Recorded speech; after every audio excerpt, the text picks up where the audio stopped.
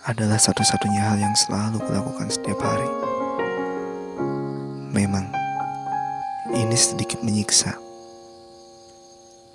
Namun, jika esok aku mulai lupa bagaimana cara merindukanmu, aku mohon, tolong jangan salahkan aku. Karena pada saat itulah aku mulai mengerti bahwa rinduku hanyalah seorang diri. Bukannya aku tidak bisa mengerti ataupun memahami, tapi aku hanya tidak bisa memaksa seseorang untuk merindukanku. Maaf jika selama ini rinduku mengganggumu. Semoga dengan kepergianku, kamu tidak akan merindukan apa yang selalu merindukanmu.